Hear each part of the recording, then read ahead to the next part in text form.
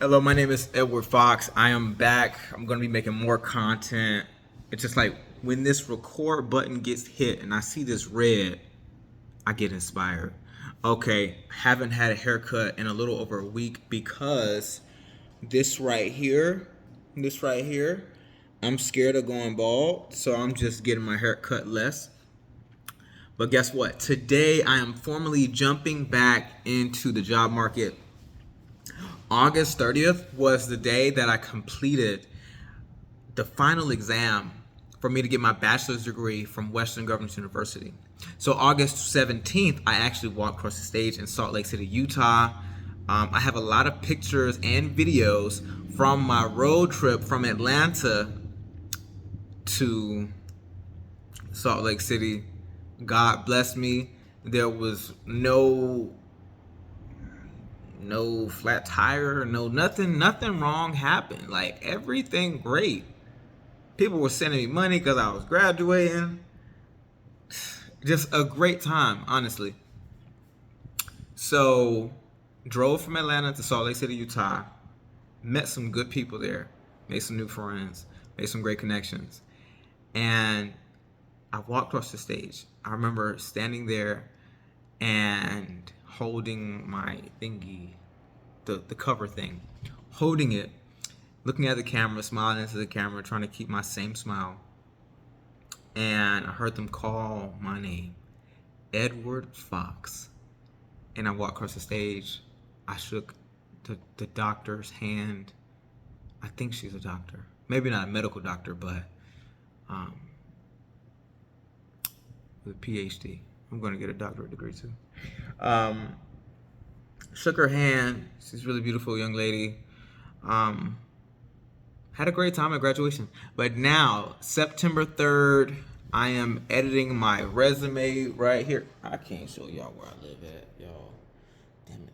Hold up. Okay, but I'm editing my resume. I might have to start this video over. Do not be weird, please. Um, but okay, editing my resume. I have it laid out for today, like the next hour. I'm going to apply to the different hospitals in North Atlanta. Yesterday I went to Grady with a friend and I was like, okay, Grady has an open position for a help desk analyst.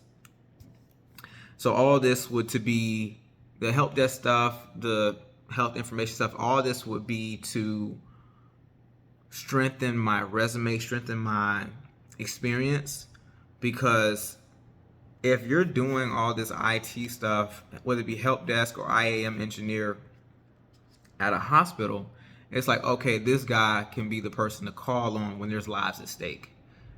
So when I move over into finance, they're like, okay, this is a clear winner. Like when I'm in these interviews, I want to be the clear winner every day, every call, every interview, every time someone reads my resume, even down to the ATS, the applicant tracking system. I want to be the clear winner at every point in time.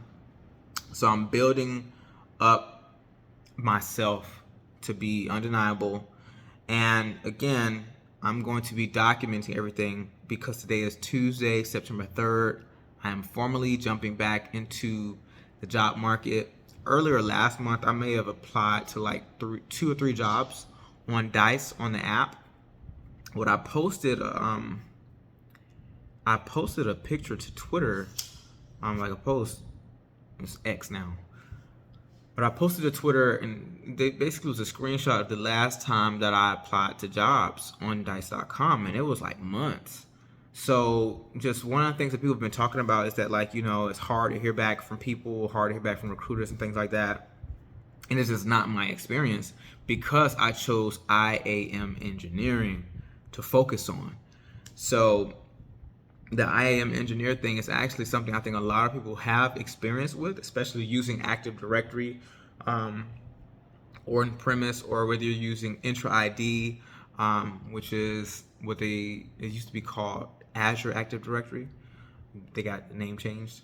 But then you also use it when you're doing things in GCP, Google Cloud Platform, or even AWS IAM. And then they have Identity Center as well. So it's like people that are building are going to have identity and access management experience. But the thing is, you have to move more of your focus into that by building more projects, doing home labs, and things like that. So that's what I've been doing um, since last year. Nah, it's even before then. I've been doing IAM in the cloud since 2020 with one of my cloud projects with AWS. I might have mentioned this before, but hosting an ebook on AWS S3, I had to use IAM. You have to like make sure the person, the user, has the role or the permission to create a service in these cloud platforms or just in any platform, basically. So I've had recruiters reaching out to me for months, like since January, about my resume. So the thing is, back in January, I was at an IT job, right? IT job wasn't paying what I liked. It was a start for somebody else. It was not good for me. But yeah, it was a start. But I was working that job and I was on the phone with a recruiter after work, and he was asking me like, "Hey, what's your highest completed level of education?" I was like, I'm a junior in college. I got like 62 credits. And then he said it again. What's your highest level of completed education? And I said, a GED. Then he said, okay, I'll talk to my manager and I'll get back with you. That was in January. Today is September 3rd. I haven't heard back from this guy at all. Now that I have completed all my classes to get my bachelor's degree, I started May 1st. That was the start date. I didn't have the right computer, but I did one class. I finished that May 12th. And this is probably a good time for me to show y'all this too, because I don't want y'all to think I'm cap. But I completed so many classes from May to August. I was actually like really active in June. That's what really got it done. Cause there was different women. I'm like, there's these women out here. I want to be ready to date. I'm like, you know what, bro? Let me get right. That's what I was thinking about. Right here, your owl done. I did 80. Okay, let's go to my degree plan. Just want y'all to see this to know that I'm not cap. How do I need this zoom? Okay, how do I do this? So, okay, boom. You should be able to see it clearly now. So, the dates. I was just going crazy, right? The 424 is orientation. But look, finish the first class, organizational behavior. Boom. May 12th. But then from May 12th, see, boom, boom, boom. Keep going, knocking them down. Where it says P, that's a performance objective. That means I had to write a paper. O is objective assessment. Or P is a performance assessment. O is objective assessment. So that's an exam. So I was doing a bunch of exams, papers. Boom. So yeah, most of the work got done in June. Most of it was in June. In May, I went on a road trip. But I did one class in May, looks like.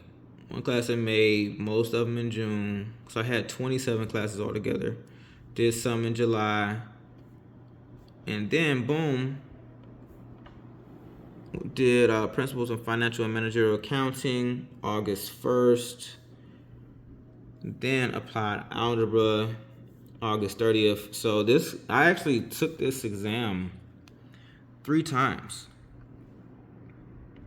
I need y'all to see this, because it's worth doing. It's worth going through it. So boom. All right. So the PA, boom, took that 8.7, didn't pass. Then I did it. Okay. All right. But basically, I thought that I could take the PA, miss it by a little bit, and then go take the OA and just study some more, and then pass it. That's not what happened. Failed both. It is what it is. Life is good. But yeah, August 7th. I was that close, right? I was thinking, okay, let me study some more, then I'll get better. This right here, polynomial functions, exponential functions, statistics functions, graphical depictions, validity of models, all that stuff makes sense. You gotta learn it. But I tell you what, I failed the PA. I failed the PA the first time, failed the OA the first time too, and the second time, which was crazy. But boom, failed it next day. Then a little bit, almost a week later, I was like, you know what? I studied some more. Let me do this. But then, basically 4 days ago, almost August 30th, I went through so much, and then also I had those those meetings with like different course instructors to help me get better with everything because of my third attempt. So I had 3 calls. Well, it's actually 4 because I had the 3 calls. We talked about the different things that I needed to go over. They gave me a study plan. Then also I had a live review. So I went through 10 questions with my course instructor. And then she was like, okay, do general review B, because I already did general review A, which is a whole nother practice exam. So I did basically 4 practice exams altogether. So I did the PA August 7th, then I did the PA again August 29th. But I did the general review B. I did general review A before I took the exam the second time. I passed it, but then I failed the actual exam. But then I did general review B after doing some other quizzes. I did a bunch of quizzes. But basically, I just had to get it done. And I came in with 40 competency units, so 40 credits, and I did 80 credits with WGU. Boom. So started May, done by August 30th. I don't know if any other school you can do this with, but Western Governors University. So yeah, I'm gonna be back with them. Oh, my goal was to have everything done in a month, and you can see that based on me getting so much done in June, I was like pretty hopeful. So July, boom, boom, boom. Okay. So after July, 1, 2, 3, 4, 5, 6, 7, 8, 9, 10, 11, 12. Yeah, so I got to July with 12 more classes. And again, this is all in all 27 classes. And yeah, it happened. I got it done. So out here in the job market, let's get this money, they would say. Let's get to the bag, people would say. But yeah, so I'm going to be applying to a bunch of different hospitals here in Atlanta, North Atlanta first, and I'm going to document I'm going to document it all so I can sell it to y'all in a course. Cause get this bag, right? That's what people say. Yeah. Hold up, let's get this money though, right?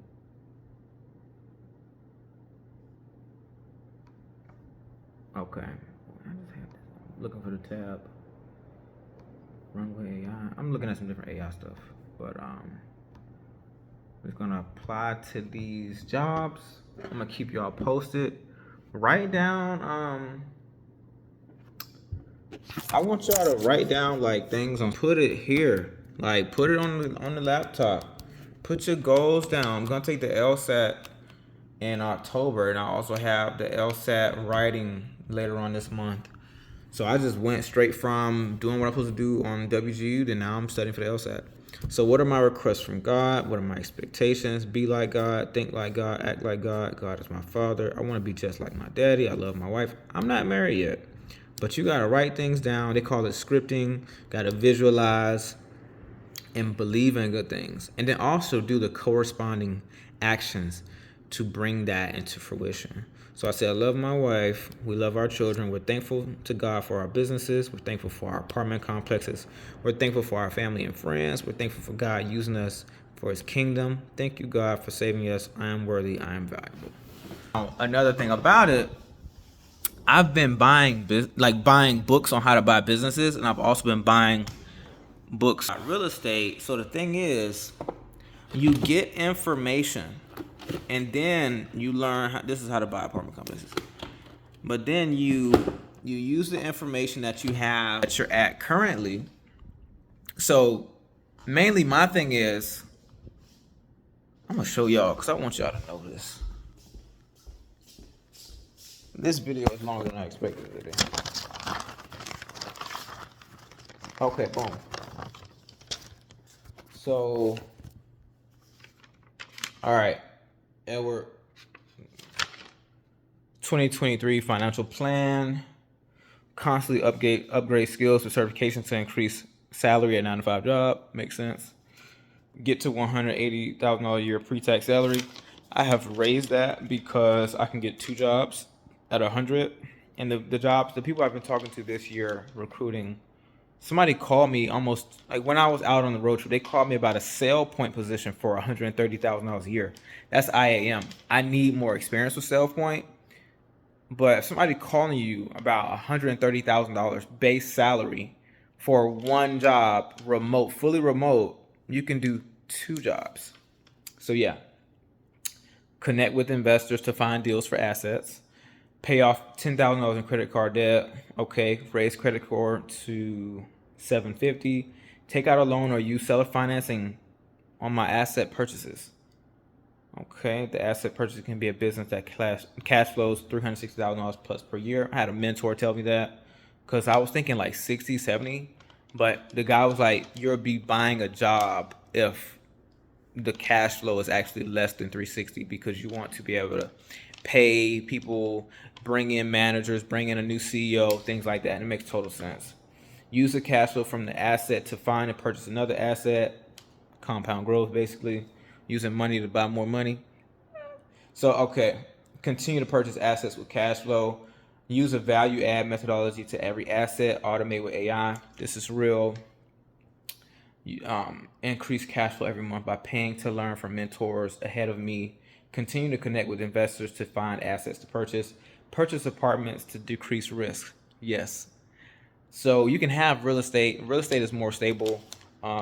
You want to have cash flowing businesses that are recession proof, preferably 5 years old or older. But yeah, you definitely want to have businesses. And then you want to have the real estate that's like, okay, that's the slower money. But it's like, it's sure as well.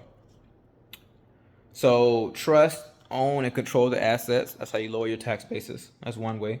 Then also a hedge fund. I want to have a hedge fund / private equity fund / venture capital. I don't know what venture capital. I mean, I want to build things, of course, but like venture capital is kind of risky.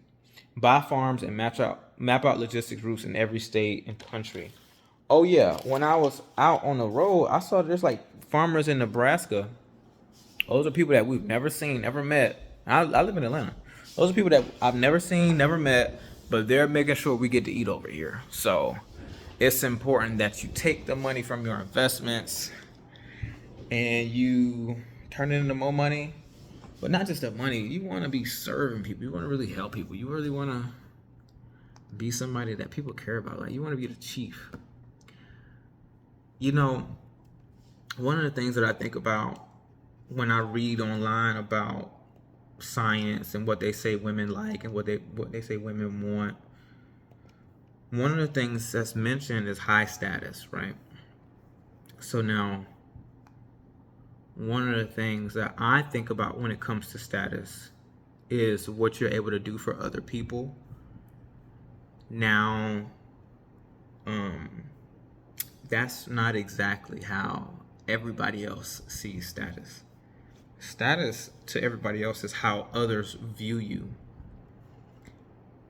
You could look cool today by doing something that seemingly other people don't do. You could wear a certain watch and people are like, oh, this guy's rich because he has this watch. Bro, it's a piece of metal. Really lame. But people will want to have sex with you because you're wearing that watch. or because you're driving a certain car, people want to have sex with you. It's weird. Or because you're wearing a certain brand of clothing. Bruh, I don't believe in that. Like, no. My name is Edward Fox. And I'm not going to put anybody else's name on me, especially another human that eats, sleeps, breathes, and can live and die like me. Like, no. Only name I'm putting on me is the name of Jesus, Yeshua, Yahweh, God. Like, the names of God. That's what we should be putting on us. That's what we should be really believing and thinking about. But these other things, like what college you go to, like what car you drive, who you hang out with, those are different things that supposedly can increase your status. But I really truly believe that we should be focused on what we can do for others. And one of the things I learned from Karl Marx is there's the bourgeoisie and the proletariat, or basically the working class and the people that own the means of production. I think people should be focused on acquiring the means of production. You need to own farms. Everybody eats. So if you own a farm, you're in high demand. Another reason I'm looking at healthcare when it comes to me working in IT, cybersecurity, is healthcare is in high demand, and it always will be. As long as people are eating, living, and breathing, somebody's going to potentially get sick. They're going to need to go to a hospital at some point, or go to a healthcare center, or a physician of some sort. Boom. When I was 14 years old, my mom, we were outside in the truck talking. She was like, okay. She's like, Eddie, there's 5 ways you always be able to make money. She said, people always need to eat. People, she said something about clothes. People always need to wear clothes. People always gonna die. So she's talking about having a funeral home or something like that. And she's people always get sick, so working in a hospital. And she said something else about some food, death, clothes. What the hell else did she say? But me and her talked about it recently too. But food, people always gotta eat, always gonna die. Just a funeral. Dang it. But basically, you want to be making money from the always. Like, study human nature. You want to make your money from the always. Like, you want to be in needs-based businesses. That's what I'm getting at. Basically, I'm focused on using my skill set in the industries that are necessary. So pairing up IT with healthcare, boom, you're locked in, you get money. You take that money, you go to the SBA, you tell them, hey, like, I found a business I want to buy.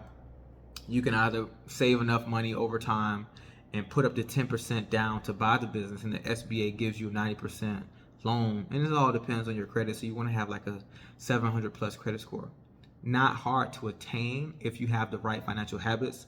And I'm not saying this as some kind of financial guru, but it's like when you read about finances, you want to spend less than you earn, or spend less than you get paid, especially at the time where you're actually doing work like active income. Heck no, you don't want to be over leveraging yourself or going into debt for things, right? And of course you can say that when you get past the point of spending most of your income on living expenses, right? Because when you grow in your income, it's like, okay, boom, you have more money at the end of the month. All your bills are paid. Now you got this money sitting here. Okay, what do you do with it? Of course, over time, save that money. But I will also say, first and foremost, you want to invest that money into buying courses, taking classes, doing whatever you can to learn more, to increase your skill set so you can get more money. You want to get paid more. Then with that getting paid more, you can be like, okay, let me buy some property and buy a rental property. I wouldn't really rush into that, like especially with a single family. Wouldn't really rush into that.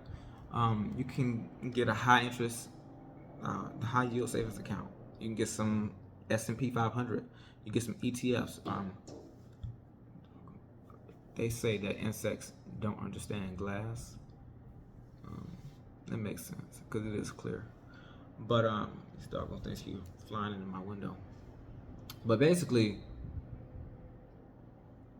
increase your income by getting new skill sets. You can get you a bachelor's degree online with Western Governors University. 6-month term is about mine was like $37.55, and then $200 for the book, so it's $39.55. Got a Pell Grant for $3,600 for this term. So basically, I was gonna be like $270, almost $270 out of pocket, and boom, that's 6-month term. But I still picked up a loan and handled some bills and things like that. But I did all those classes, so now my income is gonna go up. Still gonna get more certifications. Still take the LSAT in October. Still go to law school next year. And supposedly, like, people are like, oh, you're not supposed to work full time while you're in law school. But like, it was also say like nobody's gonna be like, hey, you got to quit your job if you're gonna come to school. So I could be making $200,000 a year from IT, working remote, and still being in New York taking 1L year classes. I want to go to, I really want to go to Yale, in Stamford, Connecticut. Now NYU is another good option too. My LSAT has to be at 180. That's the top score. I want to get full ride scholarships to every college. I want everybody to like bid on me. I want everybody to be like, hey man, Edward Fox, I think you match what we're looking for. But also, like I said earlier, with the status thing, going to a certain school can, like, increase your status. But now the thing is, though, of course, I don't think people should be using status for sexual purposes. I think people should be like, we're looking at what can they do for somebody else, because you can be perceived as a person of high status, but then there's also people that own farmland, and like you can't live without them. Like literally, most people do not know how to grow their own food. That's a bad thing. One of my bros, me and him were talking. Maybe I talked about this before. Me and one of my bros, he was like, bro, people will say somebody is less of a man or they're not that manly because they don't know how to change a tire. But why aren't people saying that about men not knowing how to grow their own food? I'm like, bro, you're so right. Like, you're legit. Like, this is real. He goes, who knows how to grow their own food? My granddaddy, Thomas Dawson, my younger brother's name is Thomas Dawson. But Thomas Dawson, his parents were slaves. So he knew how to grow his own food. And I remember being out in the garden in the backyard at my granddaddy's house. I remember seeing the food growing, him bringing it inside, cooking the okra that he just got from outside, and we ate it.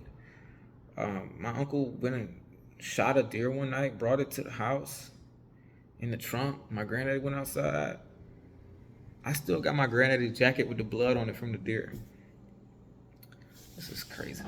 I love showing things because I don't want nobody to ever think I'm a liar. Like, I love citing sources. So this video is much longer than I expected it to be.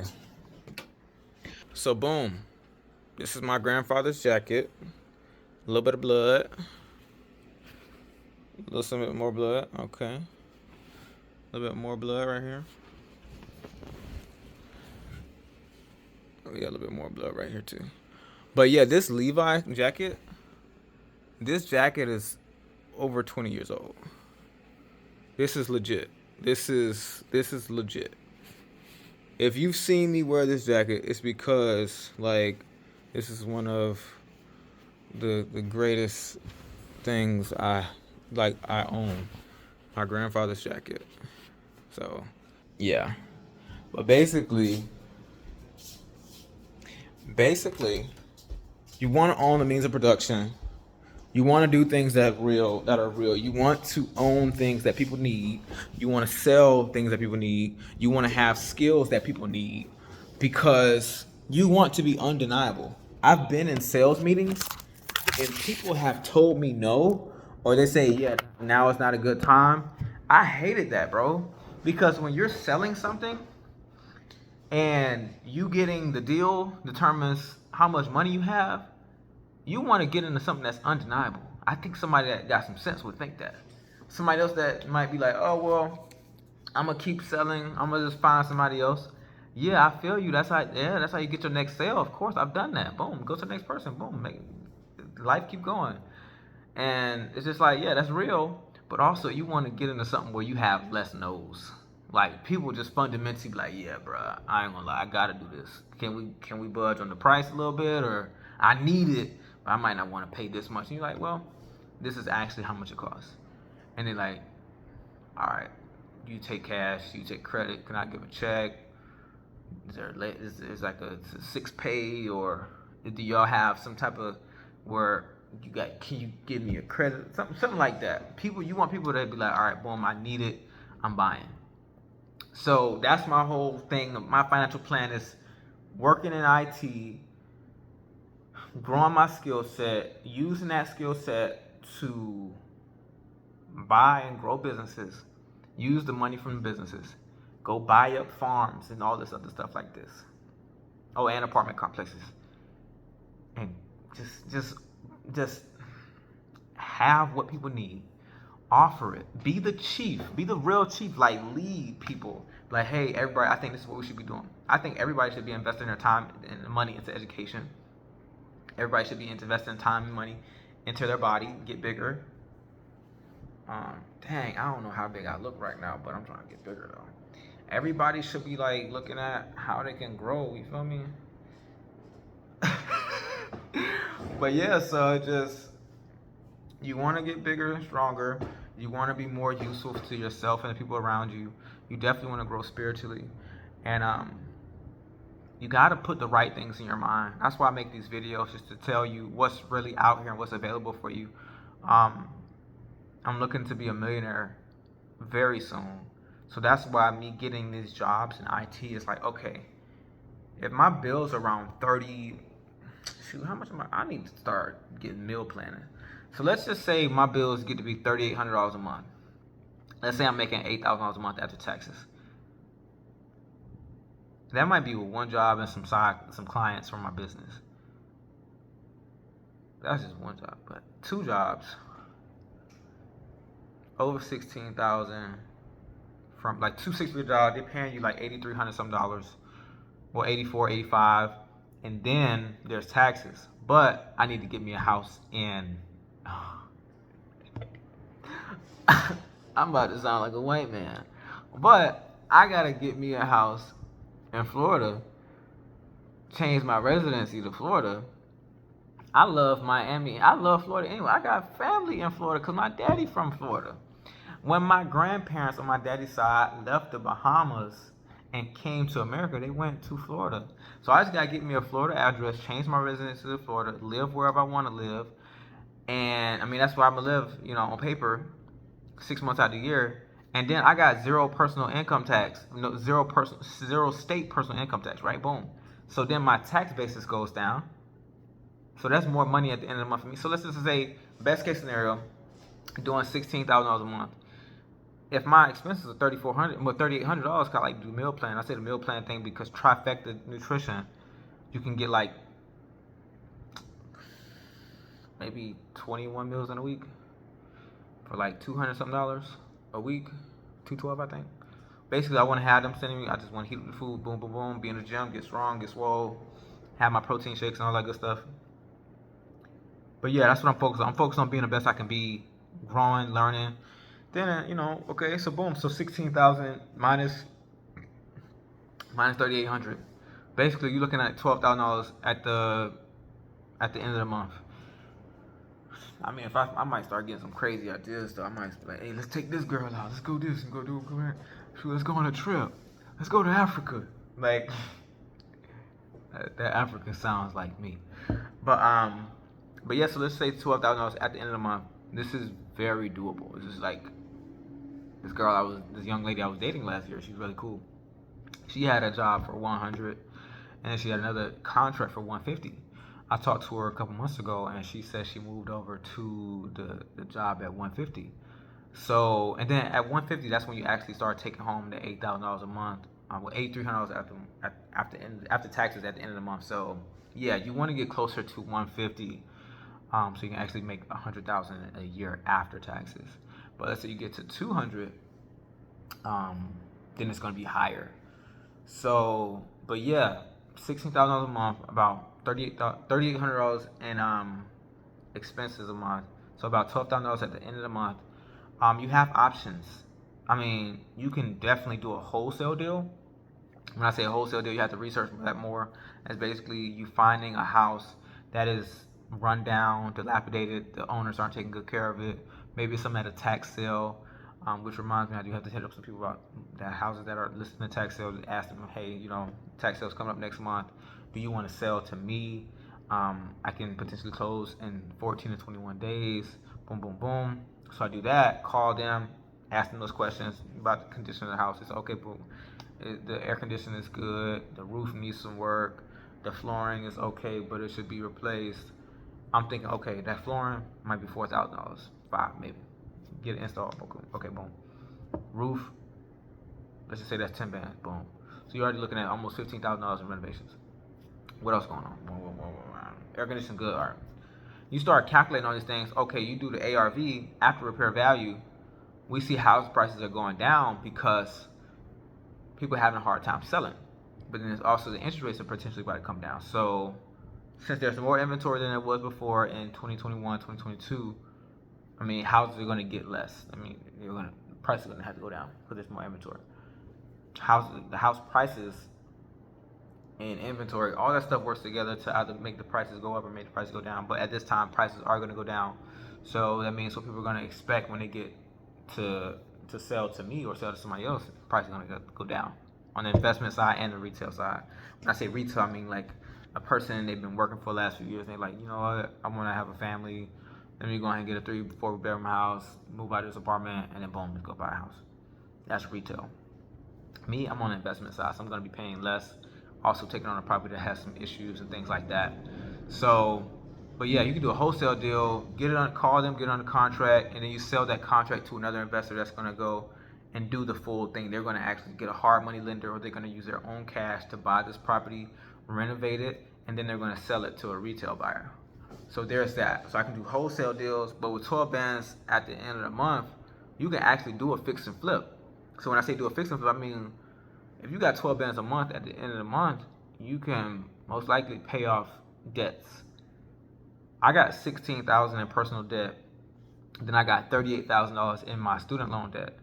So student loans, I'm about to get my MBA starting later on this year. That starts November 1st. I gotta apply after WGU sends me off my graduation information. But then I'm gonna be going to law school next year, so the student loan stuff is gonna be deferred for some time. But basically, pay off the personal debts. My income is higher. My credit score is gonna be higher after paying off the debts, and then now I can go do hard money loans from these loan sharks. They're basically loan sharks because it's like 6-month loan, 12-month, or 18 months. They want you to buy this house, renovate the house, and then sell it, or buy the house, renovate the house, and do what they call you get a different loan. The hard money loan is going to be high interest. Why is this video about real estate? I'm always going to real estate. I'm always going to what people need. But basically, hard money loans, they're going to have like 11% interest rates. It sounds crazy. Maybe 12% or 4. It goes up to almost 14 because they want maybe 10% interest. But then there's loan points, right? The points are 3 to 4 points for a loan origination. That point is actually 1 full percent of interest on the loan. So if you're getting like a $400,000 loan to buy this house and renovate it, they're probably doing 80% loan to value as well. So that means they want you to put down 20%, and then they pay the rest of the 80. The 80 is the purchase price, but it's going to be 100% of the renovation cost. You didn't ask for this, but you're here, so you're liking this. This is really good information. But yeah, once you get more money, you get a lot of options of what you can do with that money. So again, doing this fix and flip, they're giving you the money, the money to buy this house and renovate it. You find a really good team. The biggest issue supposedly, from what I keep hearing, which is facts, is having the right team. If you can find a contractor and a team that does what they say they're going to do, on time and on budget, you're golden. Now, I would go as far as saying you need to build your own team. You need to go out and recruit people that have the right skill sets. And you're probably thinking, how am I going to do all this while having a 9-to-5 job or 2 9-to-5 jobs? Guess what, buddy? Time management, and it's just got to get done if you want the money. Boom, simple as that. So I can do that, do some fix and flips. Fix and flip, the average fix and flip in Georgia, over time I've seen you make about $66,000. So boom, if you do something like that, and then also again, when you got these jobs, you gonna get paid again the next month, the next 2 weeks, like boom. So you keep getting money, right? But you do these deals and you get these lump sums. You can take the lump sum money. Of course, you got to pay taxes on that, depending on how you have your business set up. The business taxation is LLC, which is basically pass through. Then there's the S corp, which is different. You get taxed twice. C corp. There's different ways of doing these things to set up for taxes, and also you have it to where you can set up your LLC in different states to lower your tax basis. But it's a lot of stuff when it comes to taxes, because taxes are going to be your biggest expense. I'm giving you a business lesson. I do have a business degree, Bachelor's of Science, Business Administration, IT Management. Yeah, but basically, there's lots of ways to make money. So taking the money, doing real estate deals, that's how you become a millionaire.